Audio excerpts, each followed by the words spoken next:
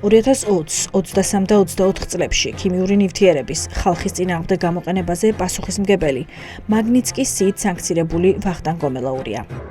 ეს კადრები 2 დეკემბერს სუსტად იმ დროს არის გადაღებული, როცა სუსში სავარაუდო დამნაშავეების ნაცვლად გამოკითხვაზე ექიმებს, არასამთავრობო ორგანიზაციების წარმომადგენლებსა და უბრალოდ BBC-ს რესპონდენტებს იბარებენ. არსებობს მოსაზრება, რომ გომელაურს ივანიშვილმა მისი სხვა თანაგუნდელებისგან განსხვავებით ყველაფერი იმის გამო აპატია, რომ მან იმ სხვებზე ბევრად მეტი რამ იცის.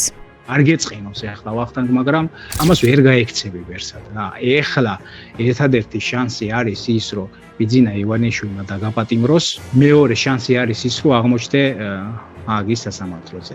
რა ვქო, ჩემი ბრალი ამაში არაფერი არ არის, თქვენი ღევდით ამ გადაწყვეტილებებს. ოცნების ძალოვანები მმართველი გუნდის შეცვლის შემდეგ ჩხრეკაზე შევიდნენ არაერთ მინისტრთან, ექს-პრემიერთან და სუსის უფროსთანაც. თუმცა მათ რიცხვში გომელაური არ ყოფილა. ფაქტია, რომ ივანიშვილის პირად მცველს ჯერ პასუხს არავის თხოვს.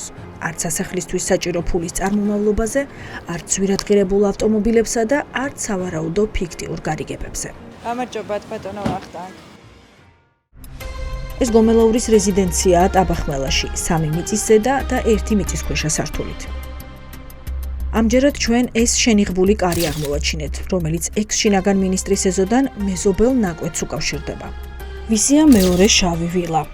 ოფიციალურად ის ყავის ბრენდ მეამას და ბეთლაივის ყოფილი მფლობელის, სულიკო ვარსემაშვილის ძმის, ზურაბ ვარსემაშვილის საკუთრებაა. ჩემი სამსახური ეს არის, რო არ გადაიღო. ეს სახლი არ გადაიღო და გადიდა, რაც გინდა ის გადაიღე. რატო არ უნდა გადაიღო? არ უნდა გადაიღო, არ შეიძლება. ვარსემაშვილები შაბათის ეთერის ინტერესის საგანი ჯერ კიდევ მაშინ გახსნენ, როდესაც სათამაშო ბიზნესის საკუთარი წილი ვახტანგ გომელაურის ნდობით აღჭურვილ დავით ველიჯანაშვილს სწორედ სულიკო ვარსემაშვილმა აჩუქა. არაერთი ჟურნალისტური გამოძიებით არის დადგენილი, რომ მანამდე უქონელი ველიჯანაშვილის გამდიდრება სწორედ გომელაურის დაწინაურების შემდეგ დაიწყო და ის ექს-მინისტრის ქონების სამალავი იყო. ამიტომ ჩნდება ლოგიკური კითხვა. ამ შემთხვევაშიც სულიკო ვარსემაშვილის ძმა ხომ არ არის რეალურად გომელაურის ქონების ფიქტიური მფლობელი. მე მინდობილობა მაქვს მაგ საქმესთან დაკავშირებით. იცით რატო? ზუსტად ეგეთი პროექტი მინდოდა, როგორიც ვახტანგ გომელაურს, ეს შავი პანელებიანი სახლი რო არის და ვის უნდა მივმართო? ვერ გეტყვით, ვერ დაგეხმარებით, არ ვიცი მაგის შესახებ არაფერს. აბა მინდობილი პირი ვარო? გომელაურთან კავშირში არ არის ჩემი პროექტი. ვისთან არის კავშირში აბა? იმძადებით თქვენ. გააქვთ კავშირი თუ არა, ბატონო ალექსანდრე, ანუ თან მეკითხებით და თან არა, ვერ გავიგ. ვისი ჩვენ ახლა ალექსანდრე ოსეფაშვილთან ვრეკავთ. მან წარადგინა თბილისის მერიაში განაცხადი გომელაურის გვერდით შავი ვილის მშენებლობაზე. ოსეფაშვილის დაბნეულობა კიდევ უფრო მეტად ამძაფრებს გაჩენილ ეჭვებს და ამ ჭიშკრის დანიშნულებასაც.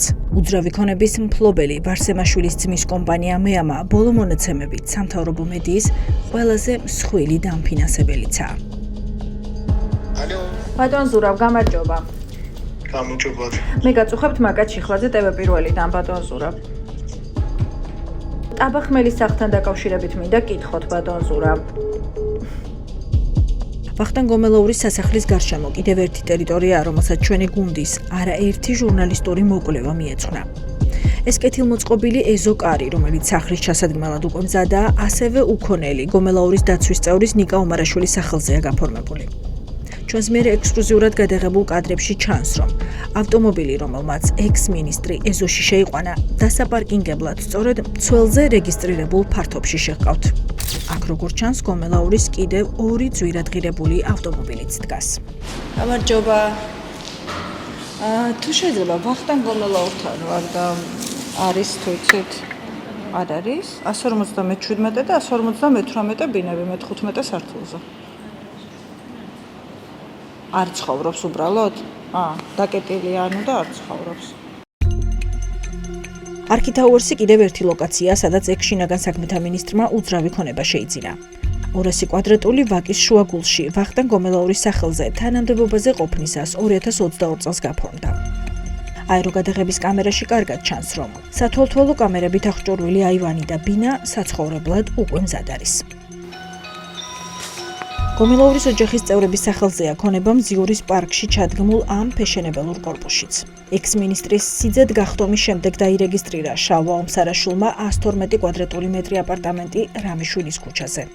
და 100 კვადრატი კწანიში, ასევე პრემიალურ საცხოვრებელ კომპლექსში.